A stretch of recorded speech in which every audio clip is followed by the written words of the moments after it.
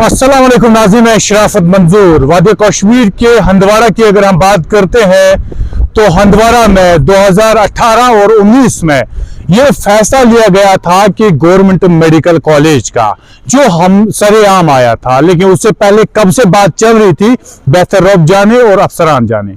लेकिन इस हंदवाड़ा में जब जीएमसी की इनॉग्रेशन होती है तब जाकर यहाँ अमित शाह होम मिनिस्टर जी ने इसकी इनॉग्रेशन की और साथ ही साथ ये भी बताया गया कि कई गवर्नमेंट कॉलेज जम्मू कश्मीर में आए हुए हैं और इनको लेकर बड़ी बातें भी चली। बड़े खुश नजर आ रहे थे, कह रहे थे कि जीएमसी का काम शुरू होगा, जीएमसी अब बनेगा और यहाँ कुछ लोगों का रोजगार में भी इजाफा होगा और साथ ही साथ जो मरीजों को परेशानियां होती थी वो भी उनमें भी आसाइश आ जाएगी। लेकिन जो हमारे बच्चे यहाँ से श्रीनगर जाया करते थे या आउट ऑफ स्टेट जाया करते थे उनको अब बाहर जाने की इतनी जरूरत नहीं है, अब यहाँ हंदवाड़ा में वो पढ़ाई कर सकते हैं।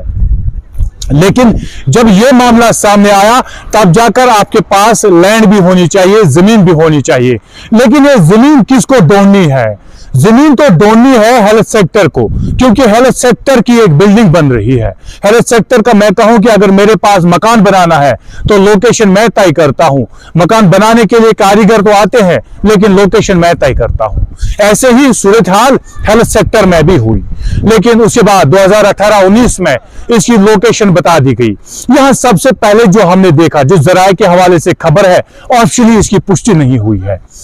जराये के हवाले से जो खबर हमें मिली है उस खबर के अनुसार लशीपोरा और इसके एरिया में दो लोकेशन देखी गई थी जहां फ्लड एरिया नहीं था, जहां पे आज तक कभी फ्लड नहीं आया था, वो लोकेशन देखी थी। लेकिन उसके बाद बीच में पता नहीं किस अफसरान ने या किसने ये कारनामा कर दिखाया, इस जीएमसी को चोगल में बनाने का फैसला लिया गया। सबसे पहले जब हमने देखा कि जराये के हवाले से जो खबर है उस खबर के अनुसार वहां पे 250 कनाल की लैंड ली गई थी जो घास चराई थी। और उसके बाद अगर हम आज वहां पे देखते हैं प्रेजेंट सूरत हाल में वहां पे सिर्फ कनाल मौजूद है, बाकी 250 कनाल तो बताया गया था, क्या कागजी तौर पे 250 कनाल है, इसकी पुष्टि तो ऑफिशियली नहीं हुई है, लेकिन जो जराये ने कहा वो सब आपके सामने रखते हैं। उसके बाद जीएमसी का काम शुरू होता है। यहां कहीं डिस्ट्रिक्ट मजिस्ट्रेट बदल गए, तब तक कहीं चेंजेस हुए, लेकिन जब ये जीएमसी हंदवाड़ा बनाया गया, कंस्ट्रक्शन स्टार्ट हुई, तो लोगों ने वहां कहा कि यहां फ्लड एरिया, कुछ चंद लोगों ने कहा कि फ्लड 1992 में आया था और जब पूरे चोगल को भागना पड़ा था 1992 में ये फ्लड आया था। लेकिन उसके बाद इन लोगों ने कहा कि 1992 के बाद कि अब इस साल 2024 को क्या मंजूर था। 2024 में जीएमसी चोगल में जो बना रहे हैं, अंडर कंस्ट्रक्शन है, उसमें फ्लड आ गया और फ्लड की वजह से जब तेज बारिशें हुई, सैलाब आ गया। सैलाब की वजह से वहां 15 या 16 करोड़ का नुकसान हुआ। जो जराये के हवाले से खबर है वो नुकसान ठेकेदार का हुआ, ना कि ठेकेदार का वो नुकसान हुआ, वो नुकसान पूरे हंदवाड़ा के अवाम का हुआ है। जो 16 करोड़ का नुकसान हुआ वो नुकसान कैसे हुआ ये देखना सबसे पहले है, क्योंकि जब भी आप कहीं पे लोकेशन करते हैं, किसी जगह पे कोई काम स्टार्ट करते हैं तो सबसे पहले लोकेशन चेक की जाती है। लोकेशन के बाद आला अफसरान जो है या रेवेन्यू डिपार्टमेंट से है, R&B डिपार्टमेंट से है, मैं कहूं कि irrigation and flood control department से है, वो भी ये चीजें चेक करते हैं और उसके बाद उस लोकेशन पे कोई कंस्ट्रक्शन स्टार्ट होती है। लेकिन यहां जीएमसी चोगल की बात करें, एक छोटा सा पेपर का टुकड़ा मेरे हाथ में भी आ गया, वो मुझे किसी जराये ने भेज दिया, व्हाट्सएप करके बता दिया, सर ये कमेटी फ्रेम हुई थी। तो हमने चाहा कि हम आखिर कंफर्म तो कर लें, क्योंकि जब हमने ये कंफर्मेशन ली तो हमें पता चला जब आपका चीफ इंजीनियर मौजूद है तो एग्जाम की क्या बात है, AEE की क्या बात है, JEE की क्या बात है। जब आपका चीफ इंजीनियर मौजूद है तो सारे साइड में होते हैं, तब जाकर चीफ इंजीनियर JEE का काम भी करता है, एग्जाम का काम भी करता है, SC का काम भी करता है।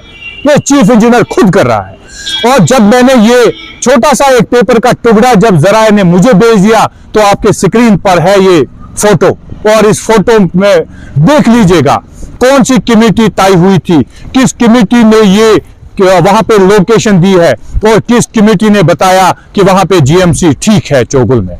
ये आप देखिएगा चीफ इंजीनियर को तो मालूम नहीं है हंदवाड़ा की, पूरी नॉलेज नहीं है। यहाँ हमारे एग्जाम को नॉलेज नहीं होती है पूरे डिस्ट्रिक्ट की, तो चीफ इंजीनियर की मैं क्या बात करूं। चीफ इंजीनियर को जो डाटा मिले उसी डाटा बेस पे वो काम कर रहा था। यहाँ जब हमने कमेटी देखी तो कमेटी में 6 मेंबर थे। कमेटी में इरिगेशन फ्लड एंड कंट्रोल का चीफ इंजीनियर था, कमेटी में पीडब्ल्यूडी R&B का भी चीफ इंजीनियर था, कमेटी में और भी 3 जो थे लोग वो भी कमेटी में थे। मैंने स्क्रीन पे दिखाया है, स्क्रीन पे चेक कीजिए कौन कौन वहां पे मौजूद था। अब जीएमसी में हालात खराब हुई है, अब जीएमसी में पानी भर गया है, अब जीएमसी में अंडर कंस्ट्रक्शन था, एडमिनिस्ट्रेटिव ब्लॉक का चल रहा था, लेकिन उस एडमिनिस्ट्रेशन ब्लॉक को सैलाब ने तबाह कर दिया। यहां जराया कहते हैं कि कम से कम 15 या 16 करोड़ का चूना लगा हुआ है, और ये चूना फिलहाल ठेकेदार को लगा है, क्योंकि उसकी तो शायद पेमेंट भी नहीं हो गई होगी या हुई है, बेहतर एडमिनिस्ट्रेशन बता सकती है। लेकिन यहां मामला अलग है, मामला किसी और का है, मामला किसी के सर थोपा जा रहा है। मामला ये है, ये नुकसान जो हुआ इसकी भरपाई कौन करेगा? क्या ये भरपाई भी हमारे टैक्स से होगी, या ये भरपाई जो कमेटी में जिसने कमेटी तश्कील दी, जिसने फ्रेम की कमेटी, जो कमेटी मेंबर थे, या उनके सैलरी से ये पैसे निकाल दिए जाएंगे? अगर यही गलती हमारे AEE से हुई होती, JE से हुई होती, हेल्थ सेक्टर से हुई होती, तो उनको सस्पेंशन ऑर्डर क्या टर्मिनेशन ऑर्डर भी मिल गया होता। लेकिन यहाँ सारे बड़े लोग हैं, यहाँ चीफ इंजीनियर है, यहाँ कमिश्नर सेक्रेटरी है, यहाँ सेक्रेटरी लेवल के लोग हैं। इन ब्यूरोक्रेट्स के खिलाफ कार्रवाई कौन करेगा? क्या जम्मू कश्मीर में अब LG मनोज सिन्हा जो है गवर्नर है, उनके खिलाफ कार्रवाई के हुक्म देंगे? क्या LG मनोज सिन्हा इंक्वायरी के ऑर्डर्स निकालेंगे कि आखिर ये टीम किसने तश्कील दी थी, इस टीम ने क्या रिपोर्ट दिया था, क्या हेल्थ सेक्टर से पूछा गया था? क्योंकि एडमिनिस्ट्रेशन लेवल में हमने देखा यहाँ कमिश्नर भी मौजूद था, यहाँ चीफ इंजीनियर काम कर रहा था। कौन चीफ इंजीनियर हमारा फोन उठाएगा? उनके पास तो उतना टाइम नहीं रहता है। चीफ इंजीनियर को पूरा जम्मू कश्मीर देखना है या पूरा कश्मीर प्रोविंस देखना है, कैसे वो हमारा फोन उठाए? हमने फिर भी कोशिश की थी R&B चीफ इंजीनियर से बात करें, इरिगेशन फ्लड एंड कंट्रोल से बात करें, लेकिन बात नहीं हो पाई। क्या इरिगेशन फ्लड एंड कंट्रोल के पास ये डाटा मौजूद नहीं थी कि 1992 में सैलाब आया था इस चोगल में, चोगल के लोगों को भागना पड़ा था इस सैलाब से, क्योंकि 92 में बड़ा सैलाब आया था, जिस सैलाब को देखकर और सोचकर आप ये जरूर कहेंगे कि इन लोगों को तो ध्यान में रखना चाहिए, कभी सैलाब भी आ सकता है। क्या होता कि अगर आज जीएमसी कंप्लीट होता तो क्या सूरत हाल होती? जब जीएमसी को आज हम देख रहे हैं, स्क्रीन पर विजुअल बता रहे हैं किस तरह मशीनरी वहां पे तैरते हुए नजर आ रहे हैं। यहां मीडिया को भी एक किश्ती में जाकर वहां वीडियो बनाने पड़े। ये सूरत हाल थी जीएमसी चोगल की। यहां मैडम भी आई थी, स्क्रीन पर वीडियोस है। डिस्ट्रिक्ट एडमिनिस्ट्रेशन कुपवाड़ा में जो डिस्ट्रिक्ट मजिस्ट्रेट है उसने भी इस इलाके का दौरा किया और हमने क्वेश्चन पूछ ही डाला, और उस क्वेश्चन का जवाब आपके स्क्रीन पर देखेगा DC कुपवाड़ा। इसमें जो मिटिगेशन पॉसिबल होगी, मेजर्स पॉसिबल होंगे, एक टेक्निकल कमेटी भी इसमें बिठाई जा रही है कि क्या मिटिगेशन मेजर्स हम ले सकते हैं इन द फ्यूचर ताकि इसको प्रिवेंट किया जाए इन द फर्स्ट प्लेस। तो इनफैक्ट जो हेल्थ एडमिनिस्ट्रेशन है, सेक्रेटरी हेल्थ है, वो भी इस बात को बिल्कुल उन्होंने भी इसका कॉग्निजेंस लिया हुआ है। तो we will be coming out with some solution so that ये जो चीज़ है ये वापस रिपीट ना। हमने कल देखा, आपने डिस्ट्रिक्ट मजिस्ट्रेट को सुना, डिस्ट्रिक्ट मजिस्ट्रेट क्या कह रही थी इस हवाले से जब उनसे क्वेश्चन पूछा गया। लेकिन मुझे आज भी याद है, कुछ दिन पहले ही हालिया दिनों में इसी साइट पर मैंने डिस्ट्रिक्ट डेवलपमेंट कमिश्नर से बात की थी। उन्होंने बताया था साइट का इश्यू था और इस चीज को लेकर हम यहाँ आए थे। स्क्रीन पर DC मैडम का ये वीडियो भी देख लीजिएगा। कुछ साइट इश्यूज थे और but the contractor and the entire team from R&B has been doing a very good job। और जो इसका स्केड्यूल टाइम है कंप्लीशन का, उसी में ये कंप्लीट होगा। तक हमारी टाइमलाइन थी, उसके हिसाब से हम चल रहे हैं। Now that the working season will improve from now, this is the most important season for us। I would say दो साल में जो ये प्लान हुआ था वो उसमें कंप्लीट होगा। आप DC मैडम की और एक बात सुन रहे थे, वो क्या कह रही थी इस हवाले से। लेकिन हमने एक यूथ से भी बात की है जो मेडिकल एजुकेशन से ताल्लुकात रखते हैं, उनसे जब बात हुई तो कहने पर मजबूर। आज फ्लड आया था, ये और भी आ सकता है। 1992 में आया था, 2024 में आया था। क्या 2027 की गारंटी दे सकता है डिपार्टमेंट? क्या कोई भी department irrigation and flood control guarantee दे सकता है अगले 50 साल तक ये फ्लड नहीं आएगा? जब किसी की गारंटी नहीं, जब किसी की बात नहीं, तो क्या मजबूरी है? 10% ही बनाया था, नुकसान झेलना पड़ा। अब क्या मजबूरी है इनकी जांच पड़ताल नहीं करने की? क्या मजबूरी नहीं है इनकी? इसको पूरे ध्यान में रखकर चेकिंग की जाए, इंक्वायरी के ऑर्डर्स जारी कर दिए जाए और चेक किया जाए। आप यूथ की बात सुनिएगा। मुझे ये बताइए कि आपको क्या लग रहा है, क्योंकि जीएमसी जो है अभी 10% उसका काम हुआ है। सैलाब की वजह से ज़राया कहता है कि 15 या 16 करोड़ का नुकसान हुआ है। तो आपका पॉइंट ऑफ व्यू लेना चाहूँगा, क्योंकि आप भी एजुकेशन पॉइंट ऑफ व्यू लेना चाहूँगा, क्या कहना चाहेंगे? जी सर, मैं ये कहना चाहता हूँ कि जो ये हेल्थ डिपार्टमेंट है, ये सबसे अहम रोल निभाता है हमारी सोसाइटी में। इसका मेन काम ये होता है कि लोगों को हेल्प करना।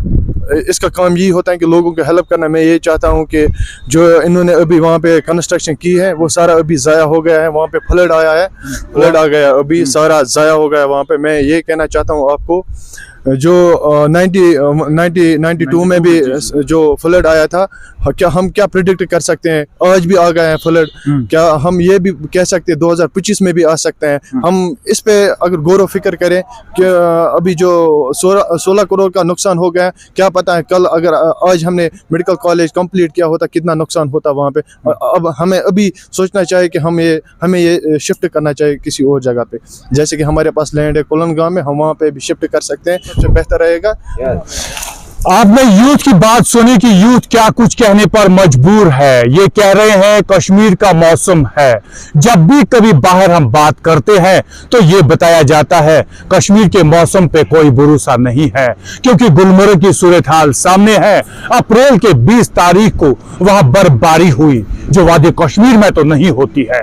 अब इस मामले को देखें, क्या अब चोगुल में और किसी दिन फ्लड नहीं आ सकता है? जब मौसम पे भरोसा नहीं तो फ्लड कभी भी आ सकता है, क्योंकि 1992 को कोई वादी कश्मीर में नहीं भूला है और 2024 को कैसे भूल पाएंगे? क्योंकि हमारी बात यह है, कुपवाड़ा में कई जगहों पे जमीन अवेलेबल है। डीपीएल कोलनगाम की बात करें, जो ये यूथ बता रहा था, डिस्ट्रिक्ट पुलिस लाइन के अपोजिट सिक्योरिटी जोन में, और वहां एग्रीकल्चर लैंड है और इस एग्रीकल्चर लैंड को शिफ्ट भी कर सकते हैं। सरकार चाहे तो क्या कर नहीं सकती है? क्यों? ये तो मजबूरी है इस वक्त की, क्योंकि जीएमसी चोगुल में ऑलरेडी 16 करोड़ से ज्यादा नुकसान हुआ है और 10% काम हुआ है। एडमिनिस्ट्रेशन ब्लॉक का प्लिंथ बना हुआ था, वो भी तो हट गया। अब हेल्थ डिपार्टमेंट से क्या पूछा गया था इस बारे में? क्योंकि मैंने जब हेल्थ डिपार्टमेंट से कुछ लोगों से बात की, ऑन कैमरा नहीं बताया, ऑफ कैमरा क्या ही डाला, हमें तो पूछा भी नहीं गया। क्या ऐसा हो सकता है एडमिनिस्ट्रेशन में जिसका मकान बनाना है उसे ये नहीं पूछा जा रहा है कि आपकी लोकेशन हम यहाँ दे रहे हैं? ऐसा PWD RNPP सब पे जिम्मेदारी थी, लेकिन सबके चीफ इंजीनियर मौजूद थे इस कमेटी में। चोरी के ऑर्डर जारी हुए या और कोई मामला सामने आया, अगले रिपोर्ट में बताएंगे। तब तक के लिए कैमरा पर्सन शाहिद शराफत मंजूर को दीजिए इजाजत। खुदा।